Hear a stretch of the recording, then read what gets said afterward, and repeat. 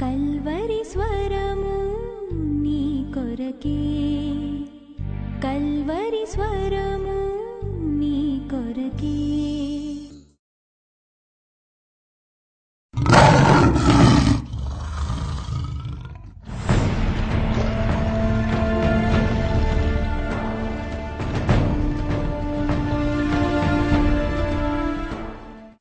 మొదటిగా ఏం నేర్చుకున్నాం? పరిశుద్ధులు పట్టబడ్డారు. రెండవదిగా పరిశుద్ధులు పరీక్షించబడ్డారు. చదువుదాం రండి. రాజు అష్పెనజు అను తన నపుంసకుల అధిపతిని పిలిపించి అతనికి ఇలాగు ఆజ్ఞాపించెను: ఇశ్రాయేలీయుల రాజవంశములలో ముఖ్యులై లోపము లేని సౌందర్యమును సకల విద్యా ప్రావీణ్యతయు జ్ఞానమును కలిగి తత్వజ్ఞానము తెలిసిన వారై రాజు నగరునందు నిలువ తగిన కొందరు బాలులను రప్పించి కల్దీయుల విద్యను భాషను వారికి ఏం చేయాలట? కల్దీయుల విద్యను భాషను వారికి నేర్పుము. పరిశుద్ధులు పరీక్షించబడ్డారు. జాగ్రత్తగా వినండి. దానియేలు, షద్రకు, మెషకు, అబేద్నగో అని మనం సాధారణంగా పిలిచేటటువంటి ఈ నలుగురు యవనస్తులు ఎవరో తెలుసా మీకు? ఒక పేద కుటుంబంలోనో లేదా ఒక అనామక కుటుంబంలోనో లేదా ఎవరికి పుట్టారో తెలియనటువంటి ఆ యవనస్తులు కాదండి. వాళ్ళు ఎవరో తెలుసా మీకు? రాజులకు పుట్టారు, రాజవంశంలో పుట్టారు. దేశాన్ని పరిపాలించేటటువంటి ఉన్నతమైన ఇంటిలో పుట్టిన వాళ్ళు వీళ్ళు. దయచేసి గమనించండి. దేవుడు ముందుగానే వార్నింగ్ ఇచ్చాడు. దేవుడు ముందుగానే సెలవిచ్చాడు. జాగ్రత్త, మీరు నా మాటలు వినకుండా మీ ఇష్టానుసారంగా జీవించినట్లయితే మీ రాజ్యము, మీకున్న సమస్తము, అంతేకాదు మీరు కన్నటువంటి మీ బిడ్డలు కూడా శత్రువు చేతికి అప్పగించబడతారు, వారికి బానిసలైపోతారు. జాగ్రత్త అని దేవుడు ముందుగానే వాగ్దానం చేశాడు. దయచేసి గమనించండి. ఈ దానియేలు, షద్రకు, మెషకు, అబేద్నగో వీళ్ళు రాజవంశంలోంచి పుట్టుకొచ్చారు. చరిత్ర తెలియచేసేది పండితుల యొక్క భావం ఏమిటంటే, ఒక్కసారి చూపిస్తారండి. 2వ రాజులు 20వ అధ్యాయము 17-18 వచనాలు. అంతటి యెషయా హిజ్కియాతో ఇట్లనెను. అప్పుడు హిజ్కియా పరిపాలన చేస్తున్నాడు. హిజ్కియాను చూసి యెషయా అంటున్నాడు: యెహోయాకీము పరిపాలన చేయక మునుపు, అంటే లేదా పరిపాలన చేస్తున్న దానికి 100 సంవత్సరాల క్రితము జరిగిన సంభాషణ. యెషయా అంటున్నాడు హిజ్కియాతో, యెహోవా సెలవిచ్చు మాట వినుమో. అందరూ చదువుతారా? వచ్చు దినములలో ఏమియు మిగలకుండా నీ నగరునందున్న సమస్తమును నేటి వరకు నీ పితరుల సమకూర్చి దాచి పెట్టినదంతయు బబులోను పట్టణమునకు ఎత్తుకుని పోబడునని యెహోవా సెలవిచ్చుచున్నాడు. మరియు నీ గర్భమందు పుట్టిన నీ పుత్ర సంతును బబులోను రాజు నగరునందు నపుంసకులుగా చేయుటకై వారు తీసుకొని పోవుదురు. ఎంత సూటిగా దేవుడు చెప్పాడండి. హిజ్కియా చెప్తున్న మాట జాగ్రత్తగా విను. ఒకరోజు బబులోను రాజు రాబోతున్నాడు. నీ దేశం మీద దండయాత్ర చేయబోతున్నాడు. విలువైన వాటన్నిటినీ కూడా దోచుకొని పోబోతున్నాడు. అంతేకాదు నీ సంతానాన్ని కూడా అతడు దోచుకుని వెళ్ళిపోతాడు. 39వ అధ్యాయము యెషయా గ్రంథము 5వ వచనము, 6వ వచనము, 7వ వచనము. అంతట యెషయా హిజ్కియాతో ఇట్లనెను: యెహోవా సెలవిచ్చు మాట వినుము, యెహోవా సెలవిచ్చు మాట వినుము. రాబోవు దినములలో ఏమియు మిగలకుండా నీ ఇంటనున్న సమస్తమును నేటి వరకు నీ పితరులు సమకూర్చి దాచిపెట్టినది అంతయును బబులోను పట్టణమునకు ఎత్తుకొని పోదురని సైన్యములకు అధిపతియగు యెహోవా సెలవిచ్చుచున్నాడు. మరియు నీ గర్భమందు పుట్టిన నీ పుత్ర సంతును బబులోను రాజు నగరునందు నపుంసకులుగా చేయుటకై వారిని తీసుకొని పోతాడు. బైబుల్ పండితులు నమ్ముతున్నది ఏమిటంటే, దానియేలు, షద్రక్, మెషక్, అబెద్నగో వీళ్ళు రాజవంశంలో పుట్టిన వాళ్ళు. బహుశా హిస్కియా యొక్క కుటుంబ సభ్యులు, హిస్కియా వారసులు. అనగా డైరెక్ట్గా హిస్కియాకే పుట్టకపోయినా హిస్కియా యొక్క సంతతి వారు, హిస్కియా అనే రాజు వంశంలో నుంచి వచ్చిన వారు. ఎందుకంటే ముందుగానే దేవుడు 100 సంవత్సరాల క్రితమే హెచ్చరిక చేశాడు. ఇదిగో మనుషులు చేస్తున్నటువంటి పాపిష్టి క్రియలను బట్టి నేను చేయబోతున్నది, నేను తీసుకుని రాబోతున్న శిక్ష ఇదిగో హెచ్చరిక చేశాడు. ఇప్పుడు దానియేలు, షద్రకు, మెషకు, అబెద్నగో దేవుడు గతంలో హెచ్చరికలు చేసినప్పటికీ కూడా పరిపాలన చేసేవాళ్ళు తమ జీవితాలు దిద్దుకొని కారణాన్ని బట్టి ఆఖరికి పాలకులు పట్టబడ్డారు. మరలా జ్ఞాపకం చేస్తున్నా, ప్రజలు పట్టబడ్డారు. యెరూషలేము పట్టణము పట్టబడింది, పరిశుద్ధ ఆలయము పట్టబడింది. ఆ ఆలయములో పాత్రలు పట్టబడినాయి. అన్యము పుణ్యము ఎరుగునటువంటి పరిశుద్ధులైన యవ్వనస్తులు పట్టబడ్డారు. బబులోను దేశానికి కొనిపోబడ్డారు. ఇప్పుడు జాగ్రత్తగా వినండి. వీళ్ళెవరు? ఈ యవనస్తులు ఎవరు? చదువు సంధ్య లేని వాళ్ళ? సుమారు 9 నుంచి 10 అద్భుతమైనటువంటి లక్షణములు కలిగిన వాళ్ళు. నెంబర్ 1 చూద్దామా? 4వ వచనం. రాజవంశీయులు. మొదటిగా ఎవరు వాళ్ళు? రాజవంశీయులు. 2, ఆ వంశంలో చాలా మంది ఉండుంటారు, కానీ వారిలో, చదువుతున్నారా మీరు? రాజవంశం చాలా ఉంటుంది, వారిలో వీళ్ళెవరు? ముఖ్యమైన వాళ్ళు. రాజవంశీయులు, అందులో ముఖ్యమైన వారు. ఆ తరువాత లోపము లేనివారు. ఆ తరువాత సౌందర్యము గలవాళ్ళు. ఆ తరువాత సకల విద్యా ప్రావీణ్యత గలవాళ్ళు. ఆ తరువాత జ్ఞానము కలవాళ్ళు. ఆ తరువాత తత్వజ్ఞానము తెలిసిన వాళ్ళు. ఆ తరువాత రాజు నగరనందు నిలబడగలవాళ్ళు. ఆ తరువాత ముసలివాళ్ళు కాదు, వయసు మీదబడిన వాళ్ళు కాదు. ఎవరు? ఉడుకుతున్న రక్తము కలిగిన యవ్వనస్తులు. ఇప్పుడు జాగ్రత్తగా వినండి.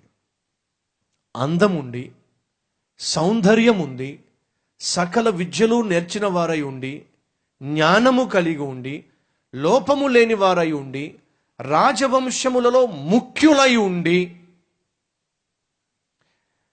ఏ రాజు దగ్గరకు తీసుకొని పోబడ్డా సరే వాళ్ళ ముందు నిలబడ్డానికి దమ్ము కలిగి ఉండి, అన్నీ కలిగి ఉండి, ఆత్మీయత కలిగి ఉండడం సాధ్యమంటారా? మీరే చెప్పాలి. ఇవన్నీ కలిగి ఉండి పరిశుద్ధంగా జీవించడం సాధ్యమంటారా?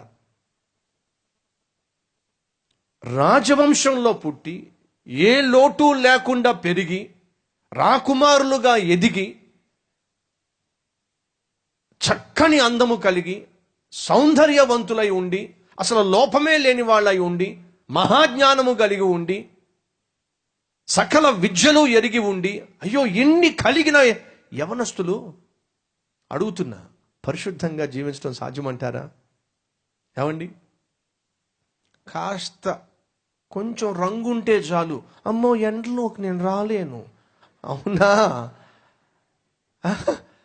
కొంచెం ఎర్రగా ఉంటే చాలు, ఎండ పడదట. ఓరే, ఎన్ని కండిషన్సో. కొంచెం టాలెంట్ ఉంటే చాలు. సాధారణంగా మీటింగ్స్కి వెళ్తూ ఉంటాం. అలా మీటింగ్స్కి వెళ్ళినప్పుడు కొంతమంది స్పీకర్స్ కలుస్తూ ఉంటారు, కొంతమంది సింగర్స్ వస్తూ ఉంటారు, కొంతమంది వస్తూ ఉంటారు మీటింగ్స్లో.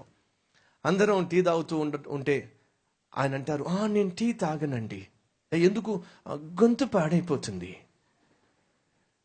ఆశ్చర్యం వేస్తుంది. చాలా సంవత్సరాలుగా వాక్య పరిచయం చేస్తున్నా, ఇప్పటి వరకు ఏమిచ్చినా తాగుతూ వచ్చేసా. కొంచెం టాలెంట్ ఉంటే చాలు, కొంచెం రంగు ఉంటే చాలు. వీడి మకానికి రంగు ఉంటుంది కానీ చదువు ఉండదు, సంజయ్ ఉండదు. చూసారా కొంతమంది? చాలా చక్కగా ఉంటాడు, గబగబ వచ్చి ఏమండి ఏమండి యాక్సిడెంట్ అయ్యింది. నీ ముఖం యాక్సిడెంట్ కాదు, యాక్సిడెంటు. ఎంత చక్కగా ఉంటే ఏం రావో. యాక్సిడెంటు. ఎక్స్క్యూజ్ మీ కాదరా బాబు, ఎక్స్క్యూజ్ మీ. రంగు ఉంటే ఏమైంది, అందంగా ఉంటే ఏమైంది? కనీసం చక్కగా మాట్లాడడం చేత కాదు. అందంగా ఉంటారు, చదువు సంజలు అబ్బనే అబ్బో. అందంగా ఉంటారు, సరిగా మాట్లాడడం చేత కాదు. అందంగా ఉంటారు, ఎదుటి వ్యక్తిని గౌరవించడం చేత కాదు. చక్కగా ఉంటారు, తెలివైన వారిగా ఉంటారు, మహాజ్ఞానం కలిగిన వాళ్ళగా ఉంటారు, స్టడీస్లో ఎక్సలెంట్గా ఉంటారు. కానీ దేవుడు అంటే భయం ఉండదు, భక్తి ఉండదు, కనీసం దేవుని పట్ల నమ్మకమే ఉండదు. కొంతమంది అమ్మాయిలు చాలా చక్కగా ఉంటారు, కానీ ఎవడు కాస్త ప్రేమగా నీ అంత అందగత్తి లేదు అంటే చాలు, వదకు తేబడుతున్న గొర్రెపిల్లలా వెళ్ళిపోతా.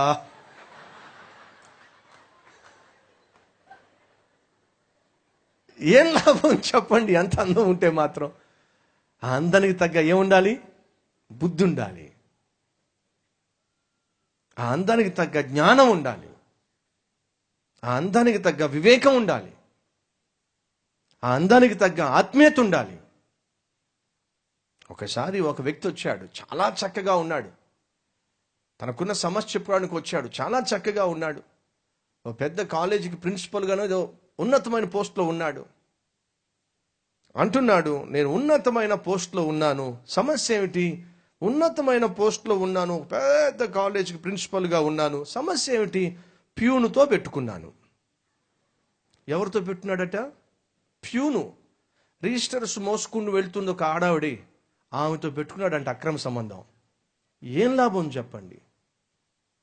అందం ఉంది, చదువు ఉంది, హోదా ఉంది, అధికారం ఉంది, క్యారెక్టర్ లేదు, వ్యక్తిత్వం లేదు.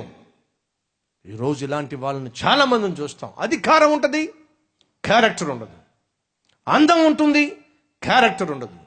చదువు ఉంటుంది, క్యారెక్టర్ లేదు. మాటకారితనం ఉంది, క్యారెక్టర్ లేదు. ఆస్తిపాస్తులున్నాయి, క్యారెక్టర్ లేదు. మహా తెలివితేటలున్నాయి, క్యారెక్టర్ లేదు. దేవుడంటే భయము, భక్తి లేదు. ఈరోజు ఈ మాటలు వింటున్న సహోదరుడు, సహోదరి అడుగుతున్నా, మరి నీ సంగతి ఏమిటి? నీ టాలెంట్ని బట్టి, నీ అందాన్ని బట్టి, నీ చదువును బట్టి,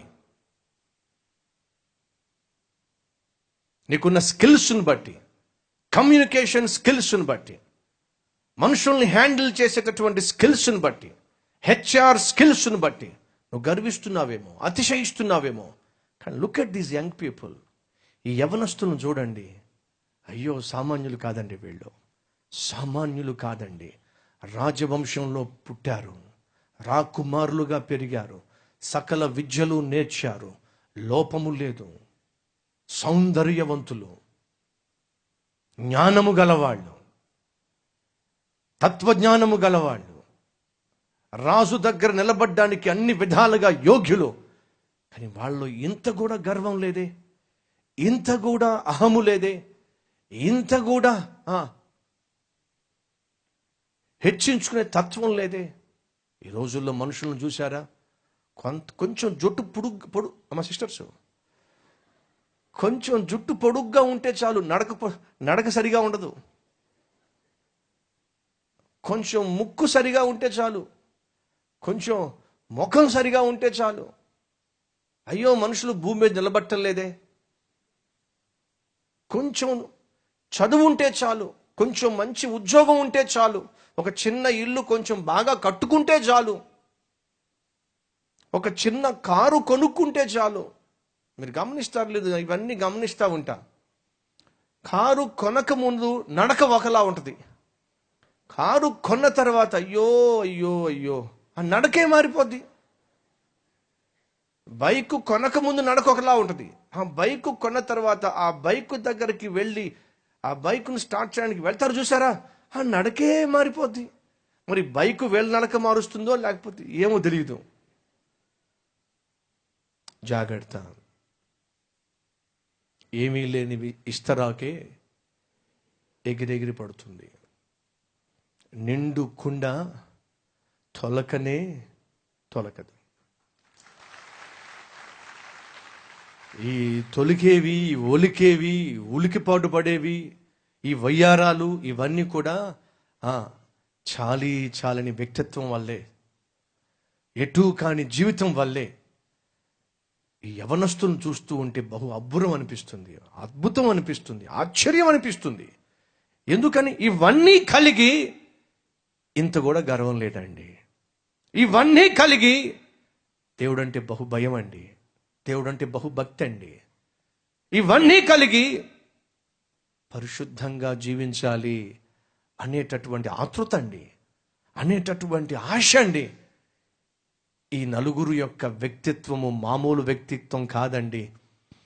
ఆ వ్యక్తిత్వాన్ని మనము వెండితో పోల్చలేము, బంగారంతో పోల్చలేము. నేను అనుకుంటాను వజ్రము కంటే విలువైందండి ఈ యవనస్తుల యొక్క క్యారెక్టర్. అంతటితో నేను ఆపలేను, ఇంకొంచెం చెప్పాలి. ఈ యవనస్తులు తప్పు చేయలే, ఈ యవనస్తులు పాపము చేయలే. యవన ప్రాయంలో తుచ్చమైన, నీచమైన, అల్పకాల పాప భోగాలకు తమ జీవితాలను అమ్ముకోలా. ఈరోజు అలాంటి వాళ్ళు చాలా మంది ఉన్నారు.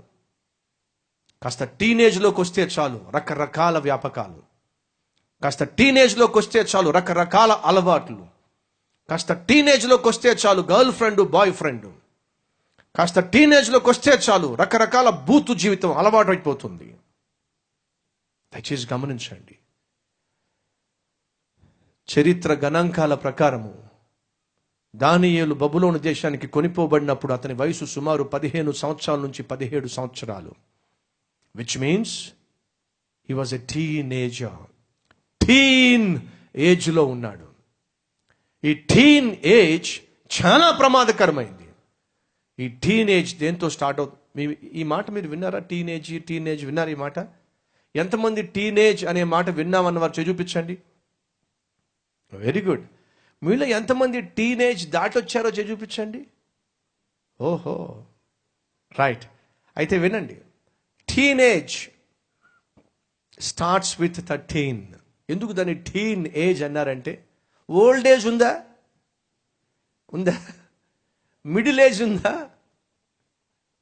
ఇది టీనేజ్. ఇది ఎప్పుడు స్టార్ట్ అవుతుందంటే 13తో స్టార్ట్ అవుతుంది. ఒక అబ్బాయి కావచ్చు, ఒక అమ్మాయి కావచ్చు, 13 అక్కడ స్టార్ట్ అవుతుంది. 13, 14, 15, 16, 17, 18, 19 ఈ 7 సంవత్సరాలు ఒక అబ్బాయి, ఒక అమ్మాయి యొక్క భవిష్యత్తును శాసించే సంవత్సరాలు. ఈ 7 yearsలో ఒక అబ్బాయి కానీ ఒక అమ్మాయి కానీ ఎటువంటి మనస్తత్వాన్ని, ఎటువంటి వ్యక్తిత్వాన్ని, ఎటువంటి పునాదిని తన జీవితంలో వేసుకుంటుందో దాని మీదే మిగిలిన 60 సంవత్సరాలు ఆధారపడి ఉన్నాయి.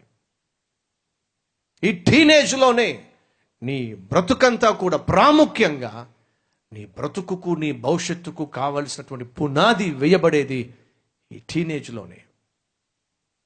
దేవుని మహా మహా మహా కృపను బట్టి ఈ టీనేజ్లోనే నా జీవితాన్ని సంపూర్ణంగా ప్రభువుకు అంకితం చేసి, ఈ టీనేజ్లోనే ఈరోజు నేను బైబిల్ని ప్రేమిస్తున్న దానికంటే, ఈరోజు ప్రభు సన్నిధిని ప్రేమిస్తున్న దానికంటే మనస్ఫూర్తిగా చెప్పగలను, ఆ టీనేజ్లోనే మరి ఇంకా ఎంతో ఎక్కువగా నా ప్రభువుని నేను ప్రేమించాను, బైబిల్ నేను ప్రేమించాను.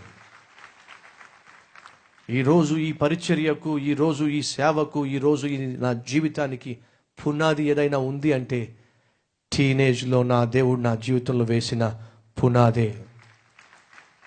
ప్రాముఖ్యంగా 17, 18, 19 ఈ 3 సంవత్సరాలు నా జీవితంలో అతి ప్రాముఖ్యమైన సంవత్సరాలు.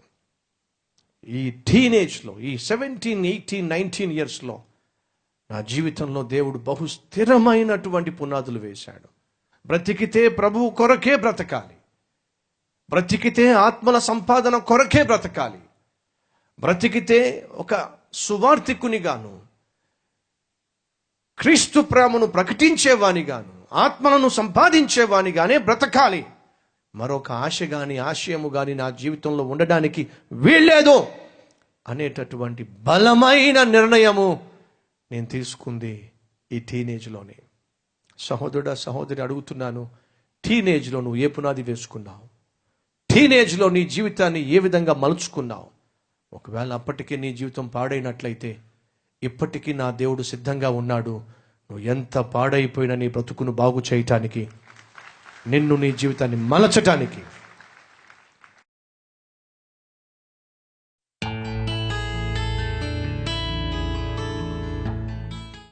మహాపరిశుద్ధుడు అయిన ప్రేమ కలిగిన తండ్రి, ఆనాడు పరిశుద్ధులు పట్టబడ్డారు. వాళ్ళు ఏ తప్పు చేయలా, ఏ పాపము చేయలా, నీ యందు భయభక్తులు కలిగి బహు జాగ్రత్తగా జీవించారు. అయినా వారి పితరులు చేసిన, పాలకులు చేసిన, ప్రజలు చేసిన పాపిష్టి పనులను బట్టి నాయన అన్యము పుణ్యము ఎరుగకపోయినా, పాపిష్టి జీవితం జీవించకపోయినా, అన్ని టాలెంట్స్ ఉండి సకల విద్యలు నేర్చుకొని బహు అందము, సౌందర్యము, లోపము లేని శరీరము కలిగి కూడా ఎంత నీతిగా జీవించారో, ఎంత యథార్థంగా జీవించారో నాయన, ఇట్టి తగ్గింపు తత్వాన్ని మాకు దయచేయండి. అయినా హెచ్చించుకోలా, అయినా గర్వించలా, అయినా అహాన్ని పెంచుకోలా. అయ్యా, ఈరోజు నీ సన్నిధిలో అనేక నూతన పాఠాలు నేర్చుకున్నావు, అద్భుతమైన ఆత్మీయ పాఠాలు నేర్పిస్తున్నావు. నేర్చుకుంటున్న ఈ ఆత్మీయ పాఠాలను బట్టి మరింతగా మేము ఆత్మీయంగా ప్రభువా నిన్ను మహింపరిచే కృప దయచేయమని యేసయ్య పేరట వేడుకుంటున్నాం తండ్రి. ఆమేన్.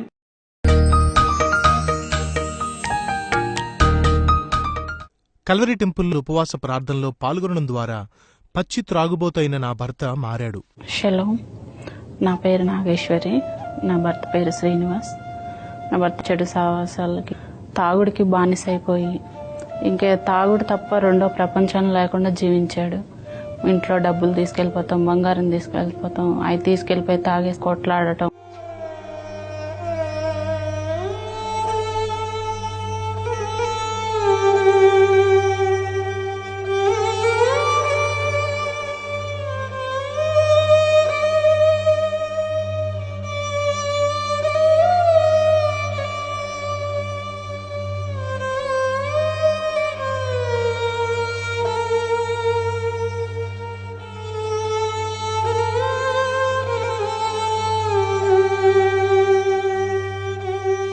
నడి రోడ్డు మీదకి వచ్చిన పరిస్థితి మాకు ఏర్పడిపోయింది. ఎవరు అసలు మాకు తినడానికి కూడా లేని పరిస్థితి ఏర్పడిపోయింది. కల్వరి టెంపుల్కి రావడానికి 3 ఆటోలు మారాల్సి వచ్చేది. మాకు కనీసం ఛార్జీ కూడా ఒక్కొక్క రోజు డబ్బులు ఉండేవి కాదు రావటానికి. నడుచుకుంటా వచ్చేవాళ్ళు. చిన్న బాబు కూడా ఒకరు తింటే ఒకరికి సరిపోనంత దౌర్భాగ్య పరిస్థితిలో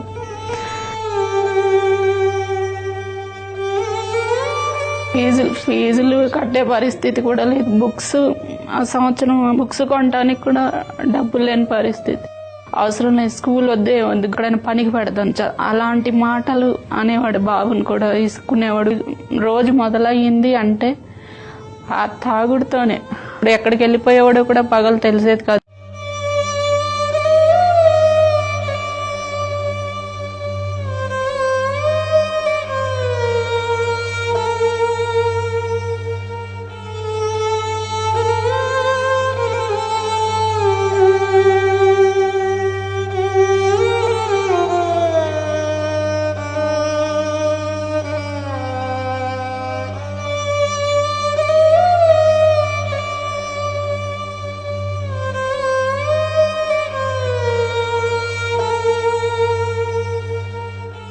తాగుడు వల్ల తను ఎంతగా బలహీనమైపోయాడంటే నరాల బలహీనత వచ్చి అది వాంతి చేసేసుకుని దాంతో రక్తం కూడా పడిపోయి అంత అనారోగ్య పరిస్థితి ఏర్పడింది. తన స్థితి ఇంకా బతుకుతాడన్న ఆశ అన్నది మాకు లేకుండా ఆ సమయంలో నేను కల్వరి టెంపుల్కి వచ్చి 40 days ఉపవాస ప్రార్థనలో పాలుపంపులు పొందాను. దైవజనుడు సతీష్ అన్న చెప్పిన వాక్యం ద్వారా బలపడి రోజు విశ్వాసంతో ఇంకా బలపడుతూ ప్రార్థన చేసాము. నేను నా కొడుకు కల్వరి టెంపుల్కి రావటానికి 3 ఆటోలు మారాల్సి వచ్చేది మాకు. అయినా అంత శ్రమ అనుకోకుండా ఇద్దరం రోజు అమ్మ మన ఇద్దరం వెళ్దాం, డాడీ గురించి ప్రేయర్ చేద్దాము అని ఒక్కొక్క రోజు వాడు కూడా ఉపవాసం ఉండి ఏం తినకుండా ఇద్దరు ప్రార్థన చేసినప్పుడు దేవుడు నా మొర ఆలకించి నా కన్నిటిని తుడిచి నా జీవితంలో మళ్ళీ సంతోషాన్ని ఇచ్చి నా కుటుంబాన్ని కట్టాడు, నా భర్తని మార్చాడు, ఆ తాగుడు నుంచి సంపూర్ణంగా విడుదల కలిగించాడు. అనేకులు మా కుటుంబం లాగా నరకం నుంచి బయటపడాలని ఉద్దేశంతో మాకెంతో ఒకప్పుడు ఆర్థికంగా చితికిపోయి ఉన్నప్పటికీ దేవుడు మాకు ఇచ్చిన కృపను బట్టి ఇప్పుడు 8 కార్యక్రమాలను మేము స్పాన్సర్ చేయగలిగాము. ఒకప్పుడు మా డాడీని చూస్తాక చాలా భయం వేసేది. కొట్టేవాడు, ఎప్పుడు ఇంట్లోకి వచ్చి ఎప్పుడు తాగుడు అంట తిరిగేవాడు. సతీష్ అంకుల్ డైలీ వాక్యం చెప్పి బలపరిచేవాళ్ళు. ఎప్పుడు మా ఫ్రెండ్స్ ఇన్సల్ట్ చేసేవారు నన్ను, మీ డాడీ తాగుతున్నాడు. వాళ్ళు అడుగుతున్నారు ఎలా మీ డాడీ ఇలా మారారు అని అడిగితే నేను అప్పుడే చెప్పాను, కల్వరి టెంపుల్లో జరుగుతున్న ఉపవాస ప్రార్థనలతో మేము పాల్గొన్నాము. అప్పటి నుండి మా డాడీ ఇలా మారారు. ఇప్పుడు మా డాడీని చూస్తుంటే మా డాడీ ఏనా అని అనిపిస్తుంది. వాళ్ళు కల్వరి టెంపుల్ చేసి కన్నీటి ప్రార్థనే నాకు పశ్చాత్తాపం కలిగించింది. నాకు బుద్ధి కలిగి మళ్ళీ జీవితంలో దాని జోలికి వెళ్ళకూడదని గట్టి నిర్ణయం తీసుకున్న. త్రాగే రోజుల్లో నా కుటుంబం నరకం ఉండేది, కానీ ఈ రోజున నాకు ఎంతో సంతోషం, హ్యాపీ. వారం అంతా వర్క్ చేసుకుంటూ వారానికి ఒకసారి మందిరానికి వస్తూ కుటుంబంతో సమేతంగా ప్రార్థన చేసుకుంటూ మంచిగా జీవిస్తున్నాం. ఈ రోజున మళ్ళీ నా బిజినెస్, నా వర్క్ నేను చేసుకుంటూ ఏదైతే పోగొట్టుకున్నానో అది ఒక్కొక్కటిగా దేవుడు నాకు కృప అందిస్తున్నాడు. దీన్ని బట్టి సతీష్ కుమార్ గారిని వాక్యం ద్వారా ఎంతో నేను బలపడ్డాను. నా కోరిక ఉండే ఒకే ఒక కోరిక, 100 కంపల్సరీ నేను స్పాన్సర్ చేయాలి. నాకు ఇచ్చిన బిజినెస్ దేవుడు అలాంటిది. వాళ్ళు ఇంతలా కన్నీటి ఉపవాస ప్రార్థన చేయడానికి వాక్యం ద్వారా ప్రోత్సహించిన సతీష్ కుమార్ గారికి నిండు కృతజ్ఞతలు. దేవుడికే మహిమ కలుగును కాక. Shalom.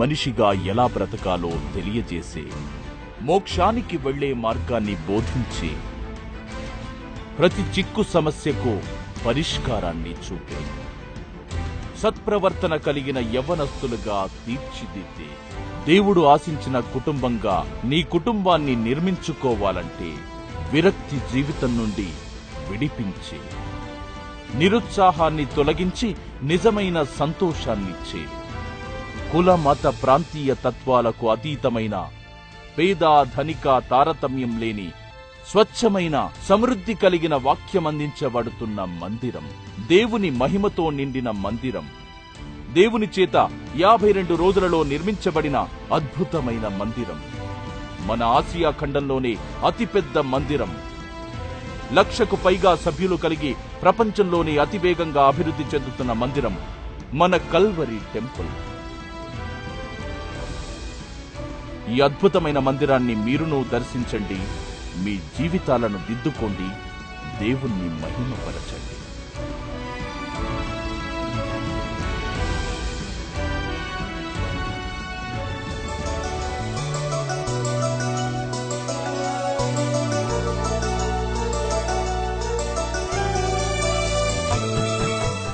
Address Calvary, post box number 30, Kukatpally, Hyderabad 72.